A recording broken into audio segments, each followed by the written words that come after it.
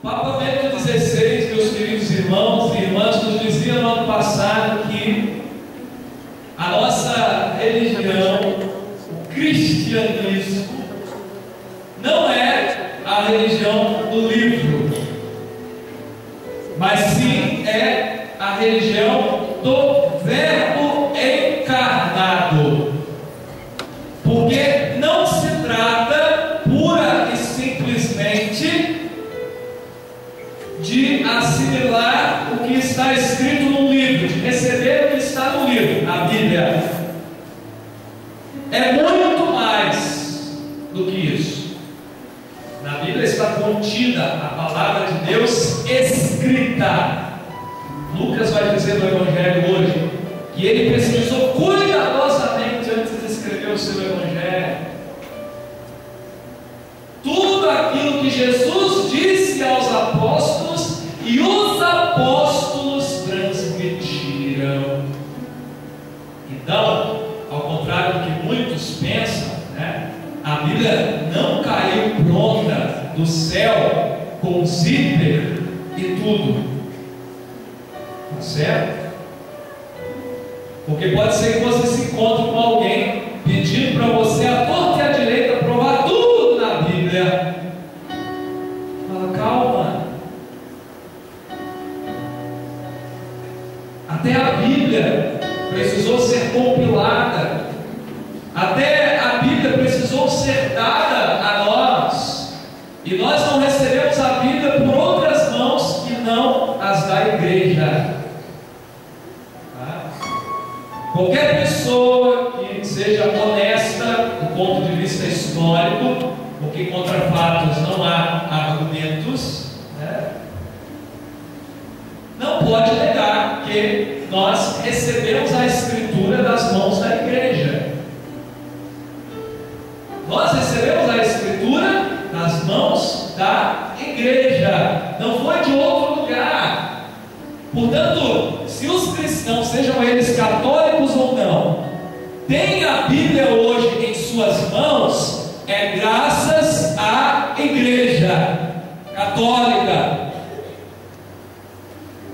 Diga-se de passagem, por quê? Porque a igreja foi fiel àquilo que ela recebeu do Senhor. Olha o que Lucas diz no Evangelho, meu querido irmão, minha querida irmã. Muitas pessoas já tentaram escrever a história dos acontecimentos que se realizaram entre nós, como nos foram transmitidos por aqueles que desde o princípio foram testemunhas oculares e ministros da palavra. Quem foram estas pessoas que foram testemunhas oculares e ministros da palavra? Quem? Os apóstolos. Os apóstolos que conviveram com Jesus, que viram os milagres de Jesus, que colheram os ensinamentos de Jesus e que fizeram a experiência do encontro com Cristo ressuscitado. O encontro com Jesus ressuscitado foi determinante na vida daqueles homens que saíram pelo mundo anunciando o Evangelho. E por onde anunciavam o Evangelho, formavam comunidades.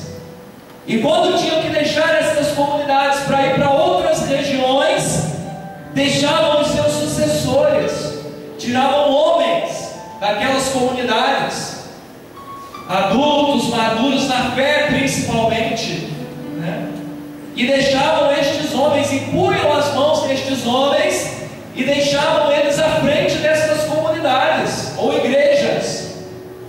E estes homens, o Novo Testamento nos diz que desde muito cedo foram chamados de apóstolos. Não. Com a morte de João Evangelista, por volta do ano 98, 100, por ali mais ou menos, ninguém mais em 2000 anos de igreja católica, nem o Papa de Roma, sucessor legítimo de Pedro, se atreveu a chamar apóstolo, se intitular apóstolo, porque a igreja desde muito cedo entendeu o que é a missão apostólica, o que é estar alicerçada no fundamento os apóstolos. Portanto, estes homens que sucederam os apóstolos foram chamados de não. Discípulos todos nós somos, e não somos sucessores dos apóstolos. Bispos. A palavra bispo quer dizer aquele que vigia. O apóstolo anunciava, constituía a igreja e anunciava o evangelho em outra parte, e o bispo, aquele que vigia, ficava vigiando o rebanho no ensinamento dos apóstolos. A igreja dos primeiros séculos não tinha a Bíblia pronta do jeito que nós temos. Vocês acham que Jesus não deu a Bíblia escrita pronta para a gente? O que a igreja teve para se manter tão fiel, tão bem alicerçada? E olha que o alicerce é tão forte, que 2000 anos já sopraram ventos, tempestades, ventanias, terremotos, e a igreja continua forte, firme, vigorosa. Amém? A igreja continua firme, meus irmãos. E bobo de quem pensa que a igreja católica está perdendo espaço. Estão mal informados, não está não. A nossa igreja está muito viva, ela está muito fiel aos ensinamentos de nosso Senhor, e foi isso que sustentou e sustenta a igreja até os dias de hoje. Fidelidade, aquilo que ela recebeu, que não é dela, que foi transmitido e que nós recebemos e somos chamados a transmitir. Porque muito mais do que o encontro com o livro, a nossa igreja, a nossa experiência de fé é o encontro com uma pessoa, Jesus Cristo de Nazaré, o Filho de Deus, a palavra que se fez carne e habitou entre nós, e nós vimos a sua glória. Amém? Amém. Por isso que nós cantamos vossas palavras.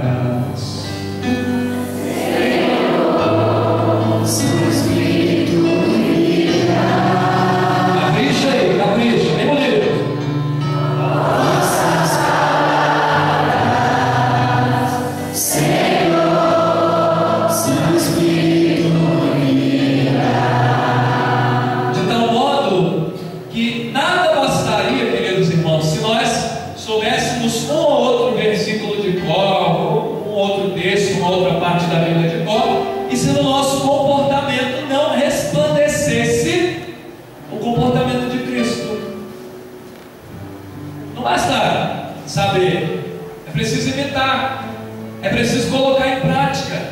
E só o que pode nos mover a colocar em prática tudo isso é esta amizade, este encontro pessoal com Jesus de Nazaré, que é um encontro tremendo, maravilhoso, que muda a nossa vida, que muda a nossa história. Vamos ver se, pessoal, hoje de manhã foi meio difícil, mas vamos ver agora de noite. Vira para quem está do seu lado e fala assim: meu irmão, minha irmã, não fala agora, mas espera terminar, você pensar direitinho, você vai fechar. Espera. Vai não. E você diga para quem, você na praça também, olha para quem está do seu lado, mesmo sem esse, olha para essa pessoa e seja missionário agora. E diga assim: meu irmão ou minha irmã, o que você precisa é Jesus.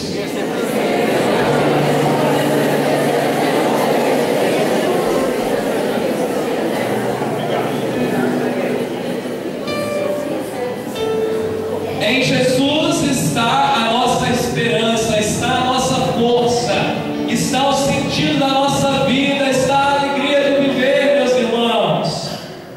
Essa palavra de Deus que desperta em nós arrependimento dos nossos pecados,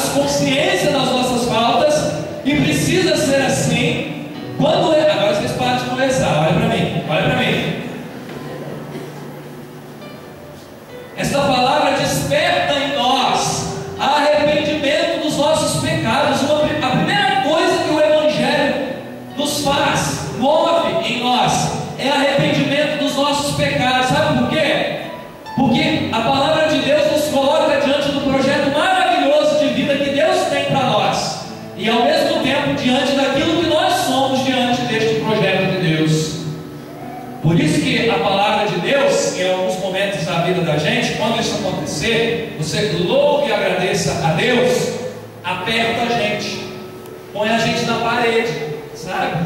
Aquele momento que você fala assim: ai, mas é tão difícil viver o Evangelho, mas é tão difícil colocar em prática aquelas coisas que a gente ouve na igreja, que o padre fala, que eu ouço na missa. É tão difícil colocar em prática aquilo que Deus colocou no meu coração com a leitura daquela palavra. Sabe por quê, meu querido irmão, minha querida irmã? É sinal que a obra de Deus já está acontecendo, que Deus está mostrando que a gente precisa mudar.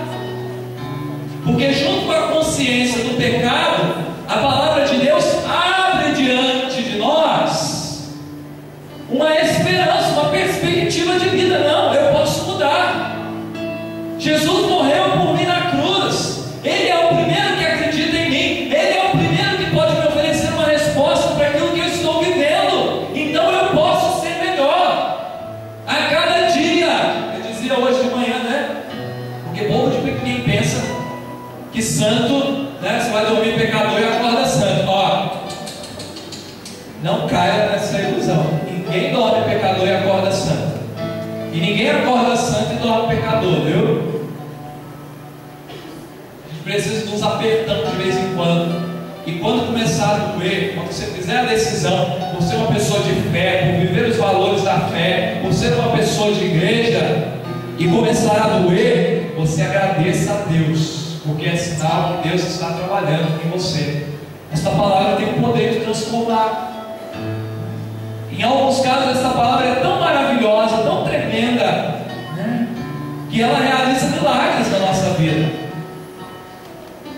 A medida da nossa fé é a medida do milagre que Deus pode realizar em nós. E nós vemos milagres de cura, de libertação, milagres de conversão, milagres de retorno para a fé, retorno para a igreja. Isso é milagre. Se você que está aqui se sentiu chamado no cerco de Jericó, voltou para a igreja, voltou para as práticas religiosas, ou se você está voltando a partir de hoje, isso daí já é um milagre de Deus na sua vida. Você pode dizer: se neste cerco Deus te trouxer de volta para a igreja, para a fé, você pode dizer que você recebeu o milagre de Deus no cerco de Jericó. Se o cerco de Jericó te fez um pouquinho melhor, você pode dizer: eu recebi um milagre. A palavra de Deus está me transformando, a palavra de Deus está me abençoando. E é bonito porque a bênção nunca para na gente. A gente sempre leva essa bênção por onde a gente passa. E quem são os primeiros a se beneficiar da bênção que a gente encontra, que a gente recebe? A família. A família. A família. Por quê? Nós cantamos hoje: vossas palavras, Senhor, são Espírito.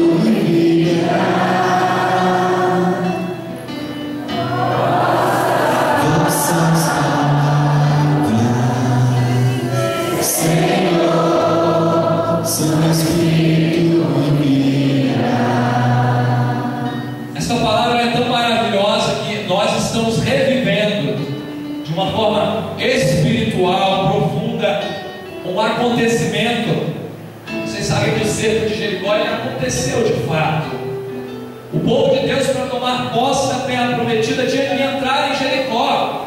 E Jericó, e foram descobertas recentemente essas muralhas inexpugnáveis, fortalezas, não dava para entrar. Quem estava dentro não saía, quem estava fora não entrava. Como que o povo de Deus ia tomar posse da terra? Só por um milagre. Só por um milagre. E como que o milagre aconteceu? Obediência à palavra de Deus. Vossas palavras, Senhor, são Espírito de vida. Vocês que estão aí na praça, cantem com a alma. Vossas palavras, Senhor, são Espírito de vida. Livro de Josué, capítulo 6. Vou ler para vocês. Jericó estava fechada, trancada por já estavam cercando a cidade para tomar posse da terra, e ninguém ousava sair e nem entrar. O Senhor então disse a Josué, líder do povo de Deus: vê, eu entreguei Jericó em tuas mãos. O Senhor estava dizendo: Jericó já está entregue. Josué podia dizer: mas como? Ninguém entra, ninguém sai, essa pedreira na nossa frente, essa muralha é enorme. O Senhor disse: vê, olha, eu entreguei Jericó em tuas mãos, com seu rei e todos os valentes guerreiros. E olha o que o Senhor diz: vós agora, todos os guerreiros de Israel, dai a volta ao redor da cidade, uma vez por dia. Assim fareis durante 6 dias. Os sacerdotes levarão trombetas de chifre de carneiro diante da arca. No 7º dia dareis 7 voltas à cidade, enquanto os sacerdotes tocarão as trombetas. E quando o som das trombetas se fizer mais demorado e penetrante, a ponto de vos ferir os ouvidos, todo o povo, numa só voz, levantará um grande clamor. E olha o que diz a palavra: então cairão os muros da cidade até os fundamentos, porque Deus faz as coisas pela metade, né? Quando Ele abala, Ele vai até os fundamentos. Ele derruba a muralha para ninguém levantar mais, para não ter perigo, para o povo passar direto até os fundamentos, e cada um entrará pelo lugar que estiver à sua frente. O povo de Deus teve que ouvir e ser obediente às palavras do Senhor. Às vezes o que a gente precisa para receber a bênção e o milagre é ser obediente à palavra do Senhor. Obedientes a Jesus de Nazaré, a tudo que Ele nos ensinou, a tudo que Ele nos ordenou. E nós vamos repetir tudo isso essa semana.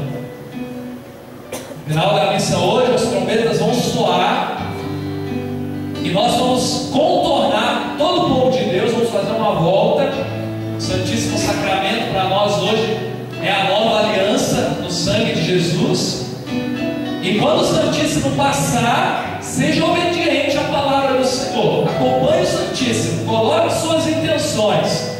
E no 7º dia, nós vamos ouvir a trombeta soar 7 vezes, vamos dar 7 voltas com o Santíssimo Sacramento. E na 7ª volta, quando a trombeta tocar mais forte e prolongadamente, nós vamos levantar um grande clamor e vamos pedir ao Senhor que derrube as muralhas de Jericó na nossa vida. Acredite, acredite, acredite. Deus vai derramar muitas bênçãos nesta semana. Não tenha dúvida.